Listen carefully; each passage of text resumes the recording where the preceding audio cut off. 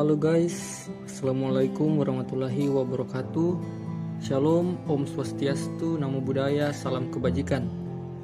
Kami kelompok 2 akan menjelaskan modul 2 mengenai buku besar dan buku besar pembantu Aktiva Lancar.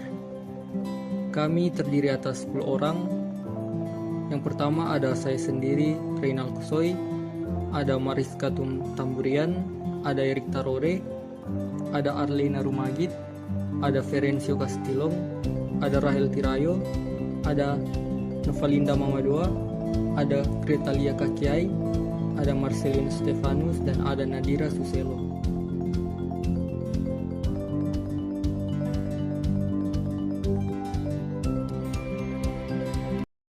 Pada kesempatan kali ini, kami akan membahas modul 2, yaitu buku besar dan buku besar pembantu Aktiva Lancar. Tahap selanjutnya, setelah Anda memahami transaksi dan jurnal, serta menjurnal ke dalam jurnal umum, adalah melakukan posting ke buku besar. Apa itu posting? Posting adalah proses pemindahan catatan yang telah dilakukan di dalam jurnal ke buku besar, yaitu memindahkan jumlah dalam kolom debit jurnal ke dalam sisi debit akun dan memindahkan jumlah dalam kolom kredit jurnal ke dalam sisi kredit akun. Apa itu buku besar? Buku besar adalah buku yang digunakan untuk menampung akun-akun sejenis.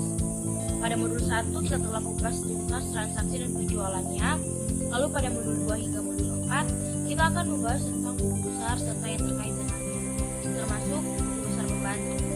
Nah, pada modul 2 ini kita akan membahas khusus buku besar dan buku besar pembantu Aktiva Lancar. Modul ini terbagi menjadi 2 kegiatan belajar. Kegiatan belajar pertama tentang buku besar kas dan bank. Kegiatan belajar 2 tentang buku besar piutang dan biaya yang dibayarkan.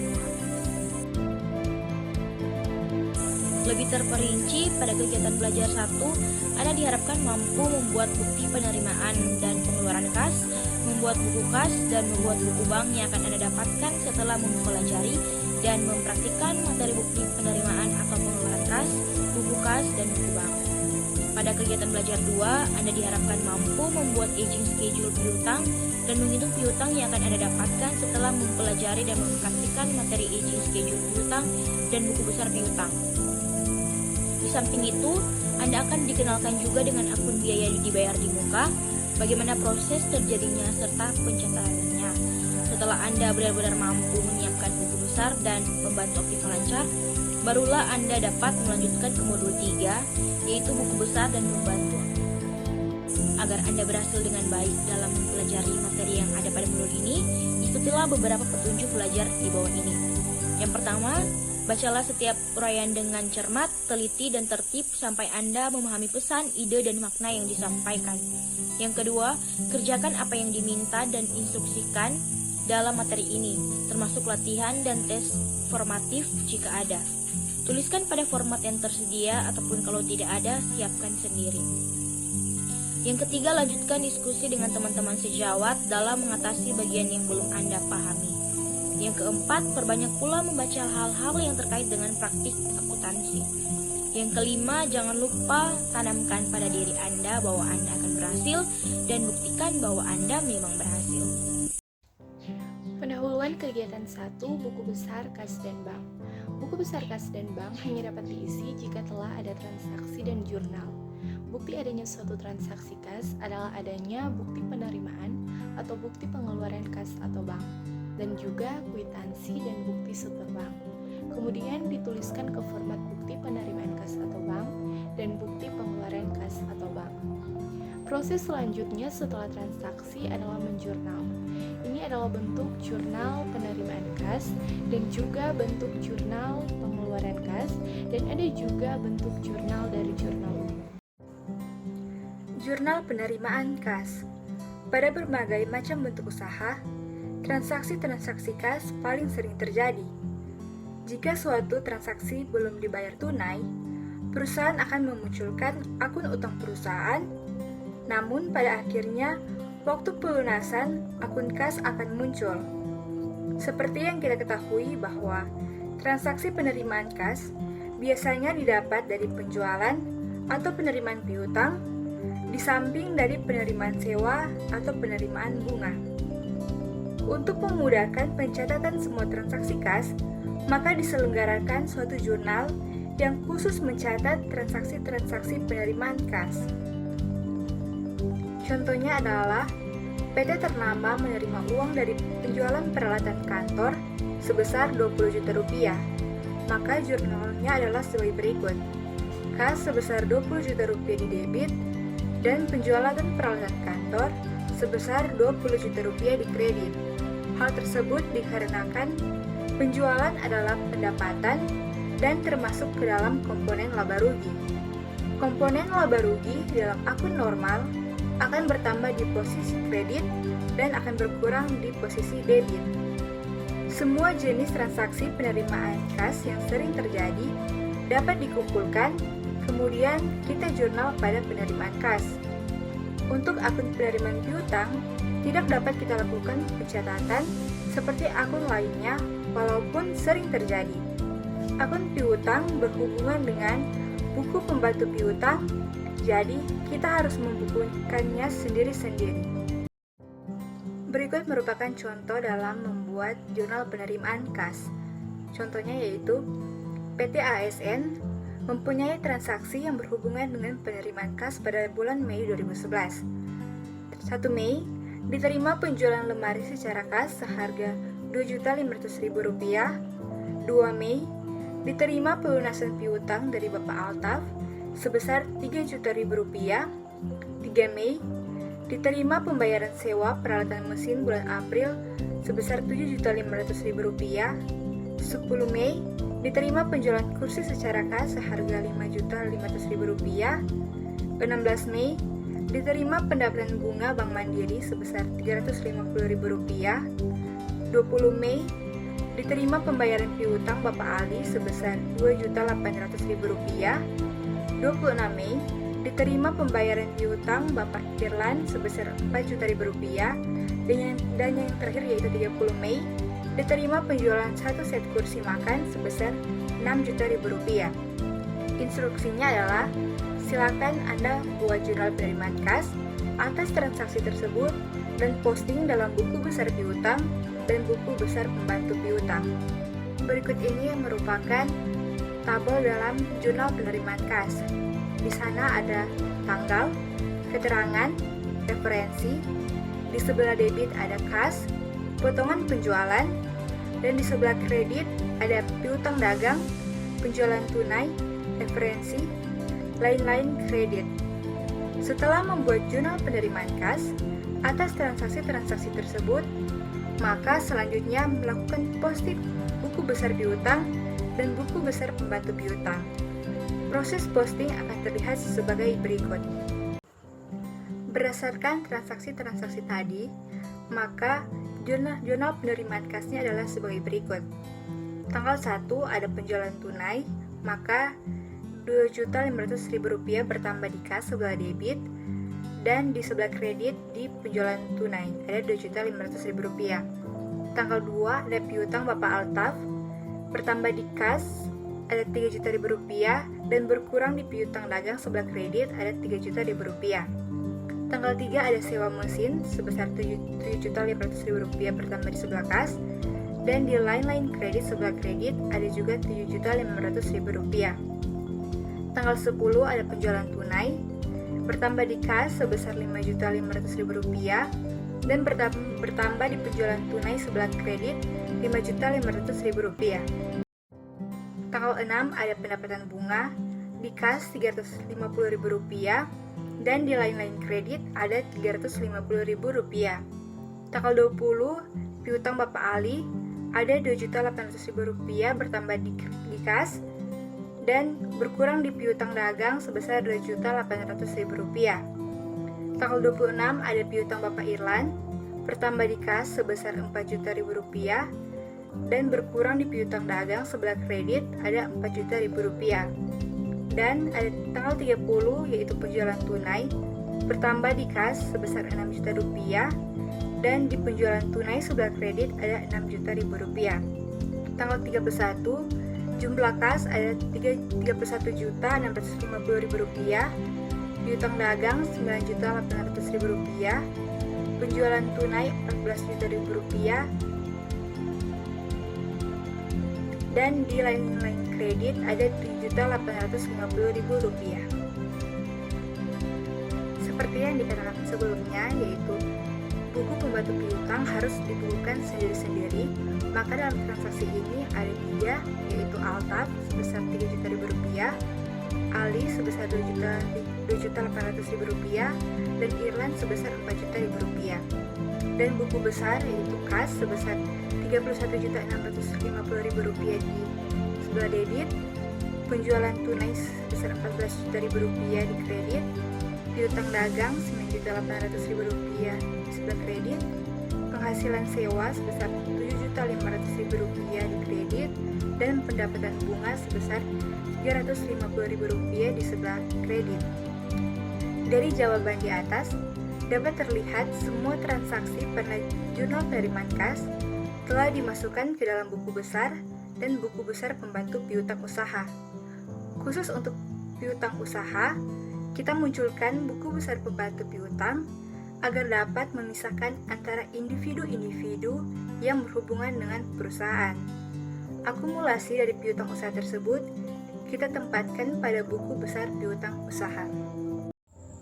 Jurnal pengeluaran kas. Apa itu jurnal pengeluaran kas? Jurnal pengeluaran kas adalah jurnal yang mencatat segala bentuk pengeluaran perusahaan yang berhubungan dengan kas. Baik itu pada saat contohnya kita melakukan pembayaran hutang pada supplier, atau melakukan pembelian barang secara tunai, atau melakukan pembayaran gaji karyawan, sewa gedung, dan lain-lain. Pencatatan penjurnalan pengeluaran kas ini agak berbanding terbalik dengan penerimaan kas sebelumnya, di mana kita mengkreditkan rekening kas dan mendebitkan rekening akun lawan sebagai unsur pembayaran. Umumnya format jurnal pengeluaran kas itu terdiri atas kolom tanggal, keterangan, ref, utang dagang, pembelian, lain-lain debit dengan ref jumlah dan rekening pada sisi debit, kemudian pada sisi kredit diisi dengan kolom kas dan potongan pembelian. Setelah memahami apa itu jurnal pengeluaran kas, mari kita membahas contoh transaksi yang berhubungan dengan jurnal pengeluaran kas berikut. Saya akan membacakannya, mohon diperhatikan. PT ASN mempunyai transaksi yang berhubungan dengan pengeluaran kas pada bulan Mei 2011. Pada tanggal 1 Mei dibayar utang pembelian komputer pada PT Cikal seharga Rp7.500.000. Tanggal 2 Mei dibayar utang untuk pengurusan tanah pada PT Damai sebesar Rp30 juta. Tanggal 3 Mei dibayar gaji petugas keamanan bulan April Rp7.500.000. Tanggal 10 Mei dibayar iuran perusahaan untuk kebersihan Rp500.000. Tanggal 16 Mei dibayar biaya transportasi divisi marketing sebesar Rp4 juta. Tanggal 20 Mei dibayar dengan tunai pembelian alat kesehatan Rp3 juta. Tanggal 26 Mei dibayar utang kepada Ibu Alifa sebesar Rp20 juta. Tanggal 30 Mei dibayar biaya pengangkutan barang dagangan sebesar Rp5 juta. Nah, setelah kita melakukan penjurnalan pada format jurnal pengeluaran kas yang telah saya tunjukkan sebelumnya, kita akan melakukan posting ke buku besar dan buku besar pembantu. Dalam jurnal pengeluaran kas, kita akan melakukan posting ke buku besar dan buku besar pembantu utang. Berbeda pada jurnal penerimaan kas sebelumnya, di mana buku besar pembantu adalah untuk piutang. Nah, langsung saja, perlu diketahui bahwa buku besar pembantu utang ini untuk jurnal pengeluaran kas khusus mencatat dan memposting segala akun yang berhubungan dengan utang-utang yang terjadi selama transaksi. Kemudian selain daripada itu, kita akan posting pada buku besar. Nah, dari transaksi jurnal pengeluaran kas yang telah kita buat, dapat kita simpulkan dan dapat kita tarik dan posting ke buku besar. Yang pertama, kas dengan jumlah saldo Rp77.500.000. Kemudian akun gaji keamanan dengan balance Rp7.500.000. Kemudian akun iuran kebersihan dengan balance Rp500.000. Kemudian biaya transportasi marketing dengan balance Rp4 juta. Kemudian akun alat kesehatan dengan balance Rp3 juta. Kemudian akun biaya pengangkutan dengan balance Rp5 juta.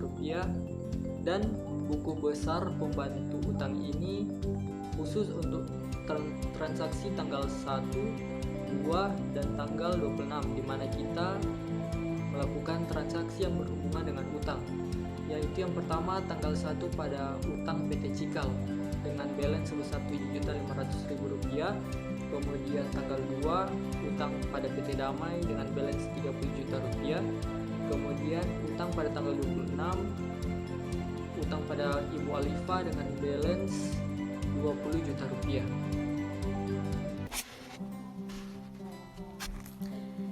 Jurnal penerimaan dan pengeluaran bank. Pada prinsipnya, jurnal penerimaan dan pengeluaran untuk kas dan bank adalah sama. Yang membedakan hanya posisi uang perusahaan. Untuk lebih memperjelas pemahaman, berikut adalah contoh transaksi. Diterima uang dari pembayaran piutang secara tunai adalah Rp10 juta. Dari informasi tersebut, dapat dipahami bahwa uang yang didapat langsung diberikan pada bagian keuangan perusahaan. Maka jurnal yang disusun adalah kas debit Rp10 juta, piutang kredit Rp10 juta. Tapi kalau uang tersebut ditransfer melalui rekening bank perusahaan, maka jurnal yang disusun adalah sebagai berikut.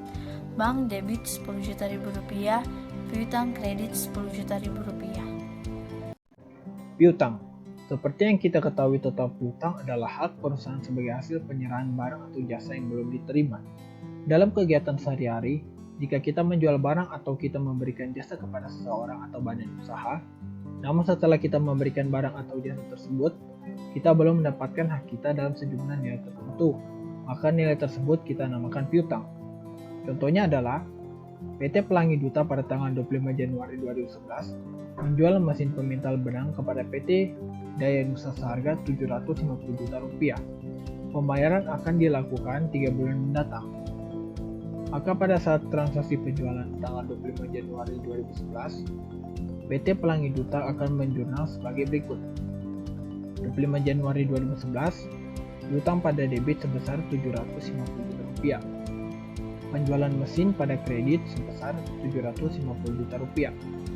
Pada saat pembayaran yang dilakukan yaitu 25 April 2011, Duta akan menjurnal transaksi tersebut sebagai berikut. 25 April 2011, kas atau bank pada debit sebesar Rp750 juta. Piutang pada kredit sebesar Rp750 juta. Dari transaksi tersebut, PT Pelangi Duta tidak mengadakan kegiatan lagi terhadap PT Daya. Satu contoh lagi yang sedikit berbeda yaitu PT A menjual gedung pabrik pada PT Z seharga Rp500 juta. Selanjutnya, PT Z baru membayar sebesar Rp200 juta. Sisanya sebesar Rp300 juta mulus piutang pada PT Z. Maka jurnal untuk mencatat transaksinya adalah sebagai berikut. Kas atau bank pada debit sebesar Rp200 juta, piutang pada debit sebesar Rp300 juta, gedung pabrik pada kredit sebesar Rp500 juta.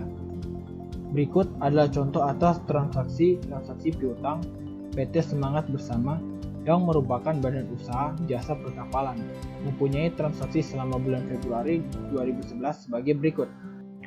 1 Februari, memberikan pelayanan jasa pada pengangkutan kontainer milik PT Aquarius dengan nilai Rp25 juta, belum ada pembayaran. Jurnalnya, piutang PT Aquarius pada debit sebesar Rp25 juta. Pendapatan jasa pada kredit sebesar Rp25 juta. 2 Februari, memberikan jasa pengangkutan batubara PT Rizky Tanaku senilai Rp40 juta, baru dibayar Rp10 juta. Jurnalnya, kas pada debit sebesar Rp10 juta, piutang PT Rizky Tanaku pada debit sebesar Rp30 juta, pendapatan jasa pada kredit sebesar Rp40 juta. 3 Februari, memberikan jasa pengangkutan kontainer PT Aquarius nilai Rp30 juta, belum ada pembayaran. Jurnalnya, piutang PT Aquarius pada debit sebesar Rp30 juta, pendapatan jasa pada kredit sebesar Rp30 juta. 4 Februari, memberikan jasa pengangkutan kopi PT Kopiko Nikmat seharga Rp20 juta dibayar lunas. Jurnalnya, kas pada debit sebesar 20 juta rupiah, pendapatan jasa pada kredit sebesar 20 juta rupiah. 5 Februari menerima pembayaran dari PT Aquarius sebesar 50 juta rupiah. Jurnalnya, kas pada debit sebesar 50 juta rupiah, piutang PT Aquarius pada kredit sebesar 50 juta rupiah. 6 Februari menerima sisa pembayaran dari PT Reski Tanako. Jurnalnya, kas pada debit sebesar 30 juta rupiah, piutang PT Reski Tanako pada kredit sebesar 30 juta rupiah. Umur piutang atau aging schedule. Umur piutang adalah transaksi penjualan secara kredit dengan persyaratan tertentu dan apabila persyaratan tertentu itu telah jatuh tempo. Biasanya umur piutang dibuat dalam format tertentu dalam perusahaan. Contoh bagaimana menentukan umur piutang seperti berikut. Transaksi-transaksi PT Nada Indonesia untuk piutang adalah sebagai berikut. Pertama, 20 Januari 2011 menjual kaset orisinal secara kredit kepada PT Bunga Nada dengan harga 25 juta. Kedua, 21 Februari 2011 menjual kaset promosi kepada PT Pelangi dengan harga 120 juta dan belum dibayar. Ketiga, 10 Maret 2011 menjual CD orisinal kepada PT Amanah Nada dengan harga 45 juta dan belum dibayar. Keempat, 15 April 2011 menjual kaset orisinal kepada PT Bunga Nada dengan harga 40 juta dan belum dibayar. Kelima, 16 Mei 2011 menjual program konser dangdut kepada PT Damai Nada dengan harga 150 juta secara kredit. Keenam, 5 Juni 2011 menjual program iklan kepada PT Indah Nada dengan kontrak 60 juta secara kredit. Berdasarkan transaksi-transaksi tersebut, dapat diketahui umur piutang dengan cara memisahkan masing-masing piutang ke dalam kelompok umurnya. Misalnya dalam hal ini PT Nada Indonesia mengelompokkan umur piutang per 2 bulan atau 60 hari. Maka umur piutang PT Nada Indonesia per 31 Desember 2011 akan terlihat seperti matriks berikut ini. Debitur pertama PT Benada saldo 25 juta, interval umur 241 hari sampai terhingga, jumlah 25 juta. Kedua, PT Pelangi saldo 120 juta, interval umur 241 hari sampai terhingga, jumlah 120 juta. Ketiga, PT Anada saldo 45 juta, interval umur 241 hari sampai terhingga, jumlah 45 juta.